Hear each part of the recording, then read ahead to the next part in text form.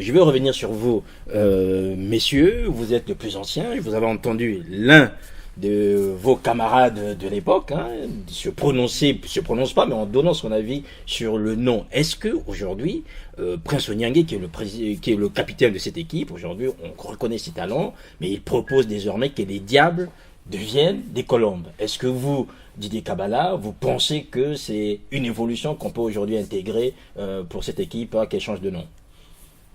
Ben, tout à l'heure, je dirais comme matin, les Diables Rouges, c'est toute une histoire. Ce nom n'a jamais été donné par un Congolais, je crois que mon jeune frère il le sait. C'est un journaliste camerounais. Ayant vu les Congolais dans un stade avec leur maillot rouge, il s'est découplé, c'était partout. Et c'est lui qui dit, mais ces Diables Rouges sont merveilleux et tout ça. Ah, ça c'est l'anecdote qui donne le nom des Diables Rouges. Ça se passe comme ça à Yaoundé. Oui. Les Diables Rouges ne partent pas du Congo avec le nom Diable Rouge. Mais quand vous êtes Congo Sport. D'accord. Lorsque nous partons de Brazzaville, c'est Congo Sport. Oui. Mais lorsqu'ils arrivent là-bas, vu leur évolution, leur façon de jouer dans les matchs, la volonté qu'ils accusaient, mais c'est le Camerounais qui dit, mais ces Diables Rouges sont devenus insaisissables. Voilà d'où vient le nom de Diable Rouge. Et en plus, à ce nom, ça colle quand même la victoire. Donc il y a toute une histoire autour de ce nom-là. Et lorsqu'on appelle les Congolais Diables Rouges, même ayant nos maillots verts, jaune, rouge, ça nous rappelle quelque chose. Et nous, lorsqu'on dit Diable Rouge, parce que nous savons que ces mêmes jeunes-là, pour nous, c'est des Diables Rouges qui sont capables de ramener cette coupe comme leur aîné l'avait fait en 72. Donc, une histoire, lorsqu'elle est encore présente, elle se garde, elle se conserve.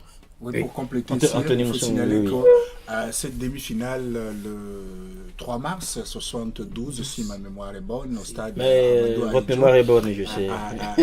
À Yaoundé, c'était l'une des rares fois où le Congo jouait en rouge. Le Congo avait pour habitude de jouer en blanc, tout le blanc vêtu. Et ce jour-là, je ne sais pas qui a décidé. Mais blanc de Colombe, peut-être. C'était Congo Sport. Congo Sport, cet après-midi-là, je ne sais pas qui a décidé. Les Diables Rouges se sont présentés tout de rouge, vêtus, maillot, short, bas.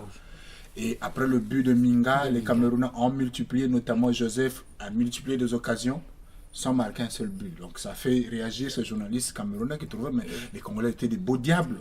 Donc dans le sens noble du terme, qu'on était extraordinaire, qu'on était... insaisissable. Voilà, insaisissable, c'était notre jour. Et après cet exploit, le nom est resté. Et en finale, curieusement, on a repris notre maillot blanc. Il faut voir aussi dans l'évolution de l'histoire des Diables Rouges, c'est que ça ne fait pas longtemps que la sélection nationale a pris l'habitude de porter ou le vert, ou le rouge, ou le jaune. Pendant longtemps, c'était ou le blanc, ou c'est le rouge. Ou le rouge. Oui. Avec le drapeau. Puisqu'on avait en ce temps-là la République populaire du Congo, que la couleur rouge qui dominait. Oui. C'est juste. Et il faut voir également qu'avec l'évolution, le nom s'est transféré sur l'ensemble de l'équipe nationale sportive au pays. Le Diable Rouge, au départ, c'était juste pour le football. On a retrouvé le même terme au handball, au basket, toutes les équipes nationales. Toutes les disciplines aujourd'hui, c'est le Diable Rouge. Si aujourd'hui on décide de changer le nom Diable Rouge, donc il faudrait que dans toutes les disciplines sportives, alors qu'en tant que Diable Rouge, qu'est-ce qu'on a fait? On a été champion d'Afrique 4 fois d'affilée en dames. 79, 81, 83 et 85. C'est une partie de l'histoire. Est-ce qu'il faut gommer cette histoire parce que quelqu'un, sous prétexte qu'il est croyant, on n'a rien à faire. On n'est pas contre ses croyances. Chacun de nous croit en ses dieux, croit en ce qu'il veut. Mais il ne faudrait pas que vos croyances influencent ou veulent influencer sur l'ensemble du pays, d'un groupe donné de gens sur l'histoire, par exemple.